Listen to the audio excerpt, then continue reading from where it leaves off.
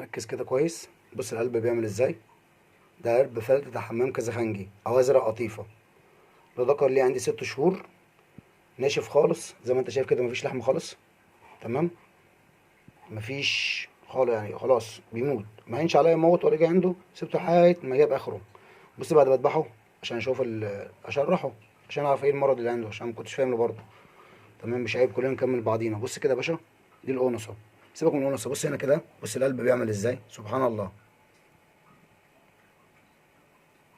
شايفين؟ سبحانك يا رب. لسه القلب بينبض، وفتحته وقطعت الجونصة. تمام. وطلعت المرض اهو. القرص ده، شايفين القرص ده اهو. بص، دهني. ده مرض دهني. طب ده سببه ايه؟ انا ما اعرفش. اللي عارف يقول لنا. بجد والله ما بهزر، اللي عارف يقول لنا. بص القرنصة، دي القرنصة. بص التضخم، بص التضخم ده قد ايه. بص مفيش قرنصة كده يعني. بص التضخم ده حواليها قد ايه. انا بص حاول اضربها كده، تضخمها. وبص الاكل عامل ازاي. بص، بص الجونصة مش طبيعية. لقيتها كده اهو. تمام. زي ما هي كده، وفي جهه الجرس ده كده بالظبط كده، زي ما لقيتها في وشي اول ما فتحت.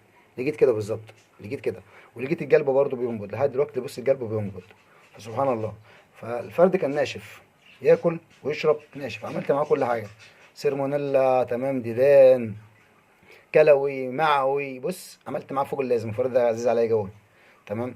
ما علينا. نصيبه راح لربنا، مش احنا ايه، مش احنا مننا. المهم، بص لقيت ايه، بفتح لقيت دي كده اهو، العنصه كده كده اهو، عامله كده بالظبط. بالظبط زي اول ما فتحت لقيت وش كده. لقيت القرص الاصفر ده ملزوق. لما شلته، بص، دهني. ورم دهني. ورم دهني ده ايه سببه؟ انا ما اعرفش. لقيت العنصه بالتضخم ده. بص التضخم ضخم ازاي. بص عامله ازاي، ضخمه جدا، مش طبيعيه. اللي بيذبح حمام كتير عارف حجم العنصه قد ايه. تمام. ده كان التضخم بتاع الورم اللي هو ده، اللي هو الاصفر ده. فسبحان الله. وبص يا اخي سبحان الله برضه، بص لحد دلوقتي لسه ايه اهو، بينبض. خلاص كده، سبحانك يا رب. سبحانك، لسه لحد دلوقتي بينبض اهو. خلاص كده ودع على مأذن. كده ودع. ودع يا صديقي. اللي يعرفه يا جماعة والله العظيم بجد المرض ده ايه، يا ريت يدلني. مش عيب بقى، انا اديني كل مرة بفيدكم، فيدوني انتوا بقى المرة دي. بجد والله.